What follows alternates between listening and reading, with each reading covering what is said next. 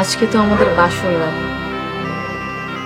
আপনি আমার সাথে কোনো কথা না বলেই ঘুমিয়ে পড়ছেন। তোমার সাথে কোনো কথা বলার ইচ্ছা বা রুচি কোনোটাই আমার নেই। আপনি কি আমার উপর রাগ? শুধু তোমার উপরে না, পুরো দুনিয়ার উপরেই আমার রাগ। কোথাকার কোন বুড়ি মৃত্যুর সময় আমার আব্বুকে দিয়ে ওয়াদা করিয়ে নিয়েছে, আর সেই প্রায়শ্চিত্ত আমাকে করতে হচ্ছে। দেখেন, জন্ম মৃত্যু বিয়ে তো আল্লাহর হাতে, তাই না? তাই বলে তোমার মতো এরকম একটা গাইয়া খেয়াতের সাথে আমি সারা জীবন পার করবো? আমি গ্রামে বড় হয়েছি, এটা কি আমার অপরাধ? আর গ্রামে বড় হইলে কি মানুষ খ্যাত হয়ে যায়? তুমি একবার নিজেকে দেখো আর আমাকে দেখো। আমার মতো একটা শিক্ষিত স্মার্ট ছেলের সাথে এই তোমার মতো এরকম অজপাড়া গায়ের মেয়েকে কখনো মানায়? সবই আল্লাহর সৃষ্টি, মন থেকে ভালোবেসে থাকলে সবাইকে সবার পাশে মানে। দেখো, তোমার কাছে এই লেকচার শোনার না আমার একদমই টাইম নেই। আমি তোমাকে স্ত্রী হিসাবে মানি না, কখনো মানবো না। তাহলে আমাদের বিয়ে? আমরা শুধু কাগজ কলমে স্বামী স্ত্রী। তোমার ইচ্ছে হলে তুমি আমার সাথে থাকবে, ইচ্ছে না হলে চলে যাবে। প্রয়োজনে তুমি আমাকে ডিভোর্সও দিতে পারো। ডিভোর্স? অবাক হচ্ছ কেন? এমন ভাবে চমকে উঠলে মনে হচ্ছে যে ডিভোর্স শব্দটা তুমি জীবনের ফার্স্ট টাইম শুনলে। দেখেন, আমি সম্ভ্রান্ত মুসলিম পরিবারের একটা মেয়ে। মুসলিম মেয়েরা বিয়ে করে স্বামী সংসারে আসে আর মৃত্যুর পর বিদায় নেয়। মানে তুমি সত্যি সত্যি প্রমাণ করলে যে তুমি একটা গাইয়া খ্যাত। এই যুগে ডিভোর্স কোনো বিষয় নাকি? প্রতিদিন হাজার হাজার ডিভোর্স হচ্ছে। আমি সংসারের স্বপ্ন দেখেছি, কিন্তু ডিভোর্সের কথা কোনোদিনও চিন্তা করিনি। এতদিন চিন্তা করো নাই, এখন চিন্তা করো। প্রয়োজনে সারা রাত বসে বসে চিন্তা করো, কিন্তু এখন আমাকে দয়া করে ঘুমাতে দাও।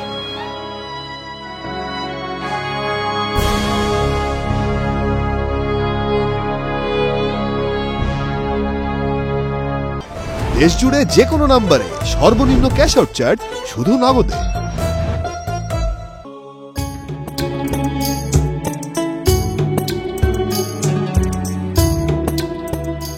এই যে শুনছেন, এই যে ওঠেন।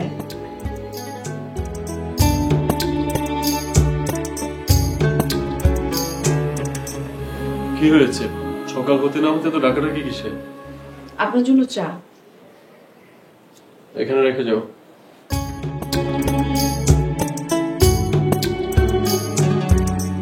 আব্বা আম্মা আপনাকে নাস্তা করার জন্য ডাকছেন, আপনি ফ্রেশ হয়ে আসেন। আমার ঘুম পুরো হয়নি, আমি আর একটু ঘুমাবো। কিন্তু আব্বা আম্মা তো। কথা একবার বললে কানে যায় না নাকি বয়রা? আপনি আমার সাথে এইভাবে কথা বলছেন কেন? তো কিভাবে বলবো? একবার তো বললাম যে আমার ঘুম পাচ্ছে, তারপরও কানের কাছে ঘ্যানঘ্যান করে যাচ্ছ। আমার ভুল হয়েছে, আমি আসলে বুঝতে পারিনি। এখন আমার চোখের সামনে দিকে যাও। সকাল সকাল মেজাজটাই খারাপ করে দিই।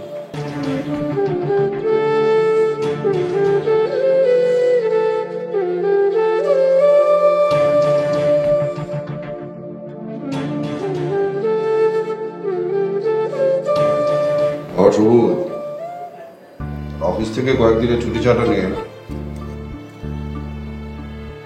কেন আব্বু, জরুরি কোনো কাজ নাকি? না, জরুরি কাজ থাকবে কেন? তোমাদের বিয়ে হয়েছে, এখন তোমরা স্বামী স্ত্রীতে মিলে গিয়ে কোথাও ঘুরে আসো। জানো তো আব্বু, আমি আরো এখন ডিসিশন নিয়েছি যে অফিস টাইম বাড়িয়ে ওভার টাইম করবো। কারণ আগে তো বাসায় আসতে তাও একটু তাড়া ছিল, এখন না বাসায় আসতে বিরক্ত লাগে। কেন রে বাবা? আম্মু, সবকিছু জেনেও আপনার প্রশ্ন করছো কেন? তোমাদের ওয়াদা রাখতে যে আমার জীবনটা জাহান্নাম বানিয়ে দিয়েছে। সবুজ, পুরো পিতা মাতা এই সন্তানের অমঙ্গল কামনা করে না। আমরা যা করেছি তোমাদের ভালোর জন্যই করেছি। জানি না জীবনে কি এমন পাপ করেছিলাম বলে আজ এই দুর্ভোগ হয়ে বেড়াতে হচ্ছে।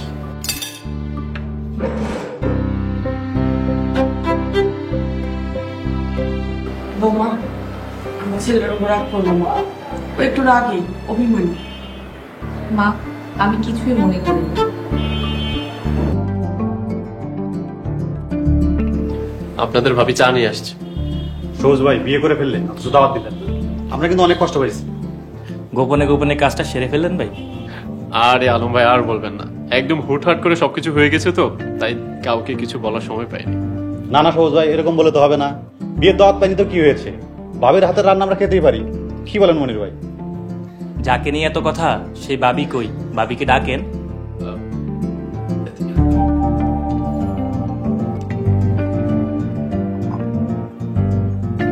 আসসালামু আলাইকুম। ওয়ালাইকুম আসসালাম। সবুজ ভাই, সে কখন থেকে অপেক্ষা করছে ভাবিকে দেখবো, অথচ ভাবি নিজে না এসে এরকম কাজের মেয়েকে দিয়ে চা পাঠালেন। সবুজ ভাই, আমরা কিন্তু চা নাস্তা খেতে আসিনি, আমরা এসেছি ভাবিকে দেখার জন্য। ভাবিকে দেখান। মনির ভাই, উনি আপনাদের ভাবি। সরি ভাবি, আসলে চিনতে পারিনি। বসেন। ভাবি যেভাবে পা থেকে মাথা পর্যন্ত ডেকে এসেছে, ভাবিকে কিভাবে চিনবো? আসলে আপনাদের ভাবি অনেক পর্দাসীন মহিলা তো, তাই বোরকা ছাড়া কারো সামনেই যায় না। আরে সবুজ ভাই, আমরা তো ভাবির দেবরের মতোই, আমাদের সামনে মুখ খুলে সমস্যা কি? ভাবি মুখটা খোলেন দেখি। মাফ করবেন ভাই, স্বামী ব্যতীত অন্য কোনো পুরুষ মানুষকে চেহারা দেখাতে পারবো না। আচ্ছা ভাবি, আপনি যেটা ভালো মনে করেন সেটাই।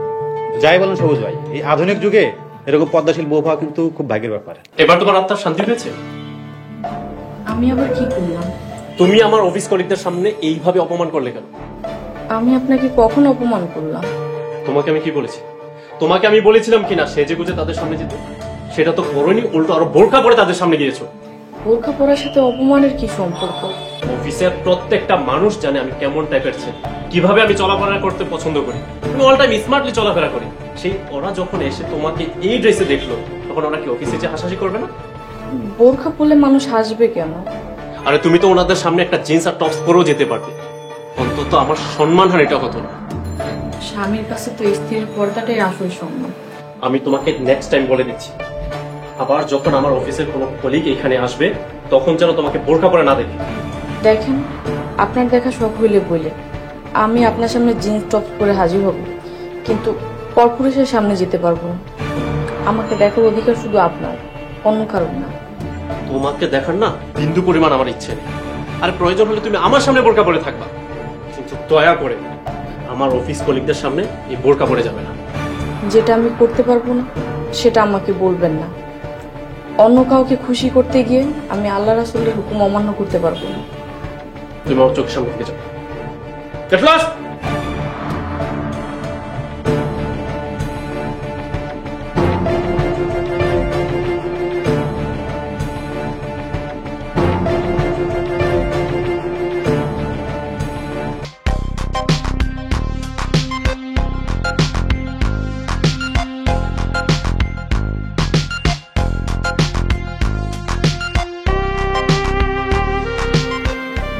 এই নিন আপনার চা।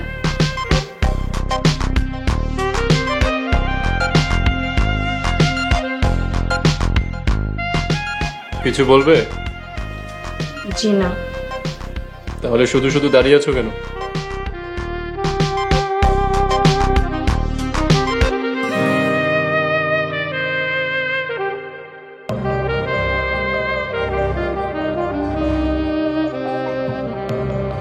আরে বাহ, আজ তো তোমাকে অন্যরকম লাগছে। আপনি এইভাবে সাজতে বলেছিলেন, তাই সেজেছি। গ্রেট।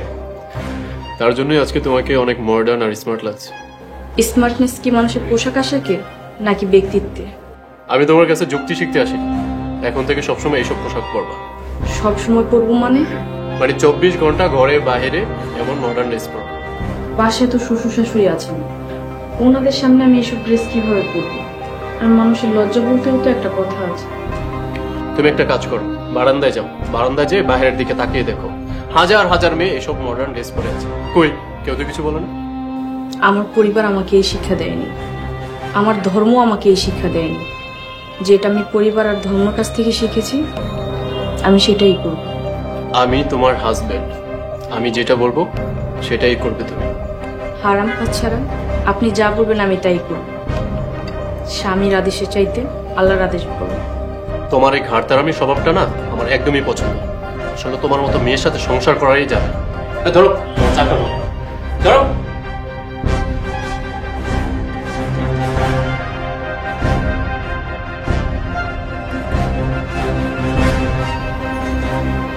Next.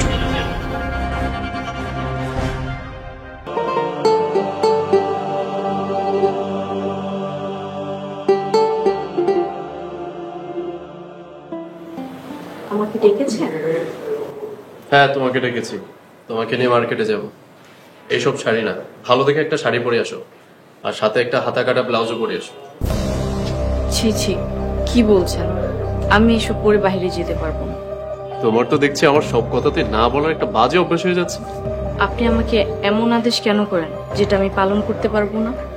দেখো, আমার সংসার করতে গেলে আমার কথা মতোই চলতে হবে।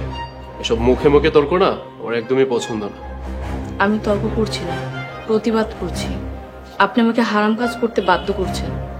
আরে আমার যদি সবকিছু তোমার কাছে হারাম মনে হয় তাহলে আমার সংসার করছো কেন? চলে যাও না। আপনি যদি সত্যি সত্যি আমার উপর এত অসন্তুষ্ট থাকেন, আমাকে বিদায় করে দেন। হ্যাঁ, তাই ভালো। আমিও তোমার সাথে থাকতে থাকতে হাঁপিয়ে গেছি। তুমি এখনই আমার চোখের সামনে থেকে চলে যাও। কোথায় যাব? যেখানে খুশি সেখানেই যাও। যত তাড়াতাড়ি সম্ভব আমি ডিভোর্স লেটার পাঠিয়ে দেব।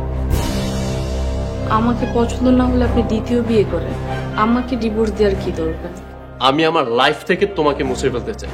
তোমার মতো এরকম একটা গাইয়া ভূতমার্কা মহিলার নামগন্ধ না আমি আমার লাইফে রাখতে চাই না। তুমি এখন আমার চোখের সামনে থেকে চলে যাও। আমি তো আপনাকে বলছি, আমি ঘরের ভিতরে আপনার সব চাহিদা পূরণ করব। দয়া করে আমাকে বেপরোয়াভাবে চলতে বলবেন না। আচ্ছা, তুমি আমাকে বলেছিলে না যে স্বামীর আদেশ অবশ্যই পালনীয়? জি, বলেছিলাম। তাহলে আমি তোমাকে এখন এই মুহূর্তে আদেশ করছি, তুমি আমার বাড়ি থেকে বের হয়ে যাও। ঠিক আছে, আমি চলে গেলে যদি আপনি খুশি হন, আমি চলে যাব। Get lost.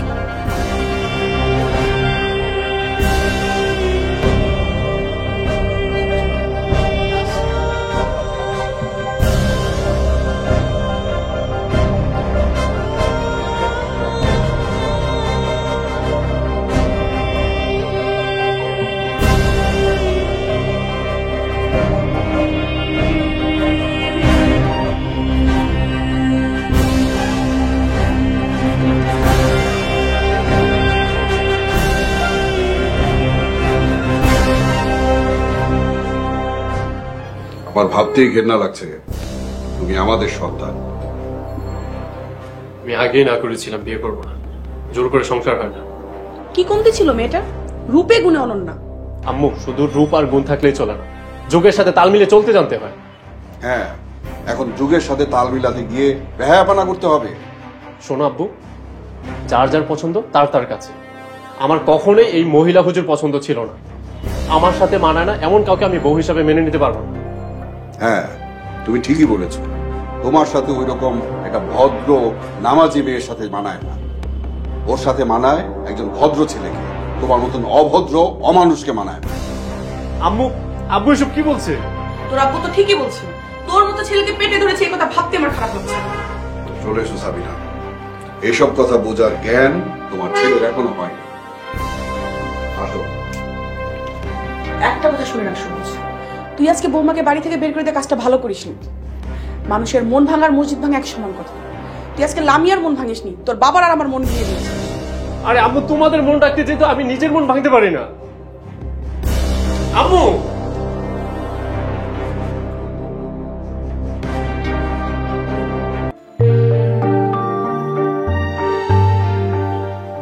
এই আমার ঘড়িটা দিও তো।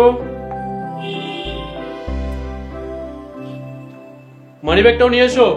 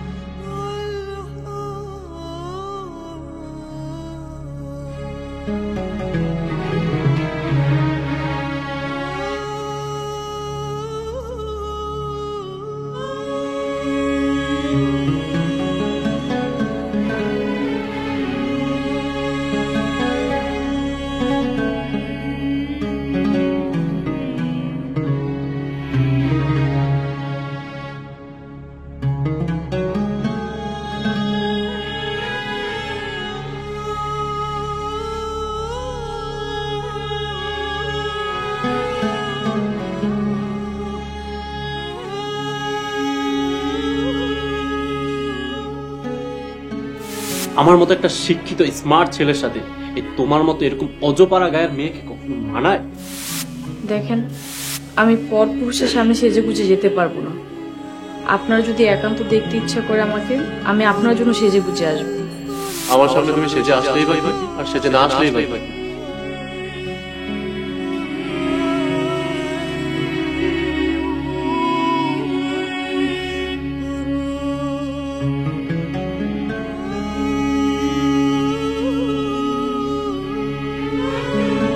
আলম ভাই, আলম ভাই, কি হয়েছে? আপনাকে তো সিক মনে হচ্ছে। তো পারিবারিক ঝামেলার মধ্যে আছে। কি হয়েছে বলেন তো?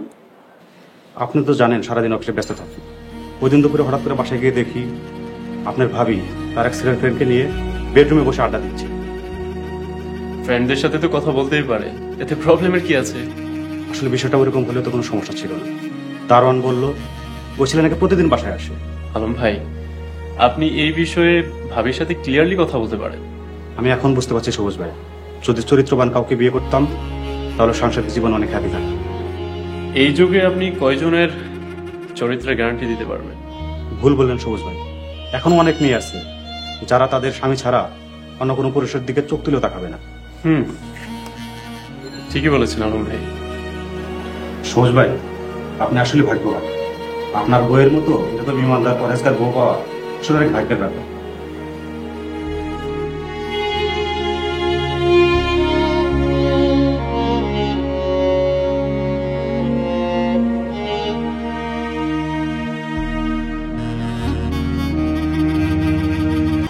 দেশ জুড়ে যে কোনো নম্বরে সর্বনিম্ন ক্যাশ আউট চার্জ শুধু নগদে।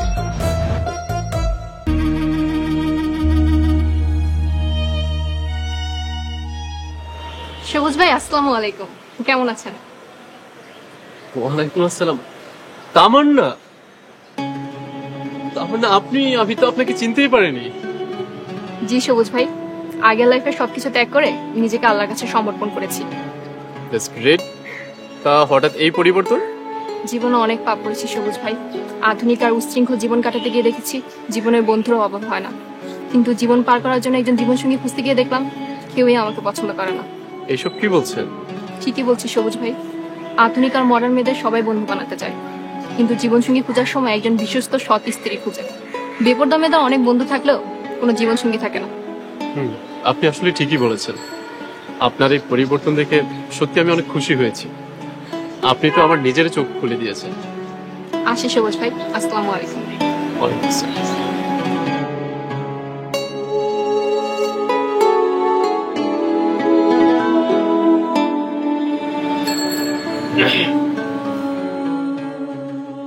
আপনি এখানে? দয়া করে এখানে কোনো সিন ক্রিয়েট করবেন না। এটা আমার খালার বাসা, আর আমি চাই না আমার খালারা আপনাকে খারাপ ভাবে। কেমন আছো তুমি? ডিভোর্স দিতে আসছেন তাই না? ঠিক আছে, ডিভোর্সের কাগজটা রেখে যান, আমি সাইন করে পাঠিয়ে দিব। আমি তোমাকে আমার সাথে নিয়ে যেতে এসেছি। কোথায়? আমার সাথে, আমার বাসায়। আমাকে আপনার বাসায় নিয়ে গেলে তো আপনারই সমস্যা। আপনার বন্ধুরা আমাকে দেখলে আপনারই সম্মান কমে যাবে। আমাকে আর লজ্জা দিও না। আমি আসলে তোমার মর্যাদা বুঝতে পারিনি, তাই না বুঝে তোমাকে অনেক কষ্ট দিয়ে ফেলেছি। আমি চাই না আর আপনি অপমানিত হন, আর আমিও কোনোদিন আপনার মনের মতো হতে পারবো না। তার থেকে ভালো দুজনে আলাদা হয়ে যাও। আমি চাই আমরা সবকিছু ভুলে আবার নতুন করে জীবনটা শুরু করতে। নতুন করে শুরু করার অবশিষ্ট কিছু নেই। আমি মন থেকে চাই আপনি ভালো থাকবেন। দয়া করে এখান থেকে চলে যান।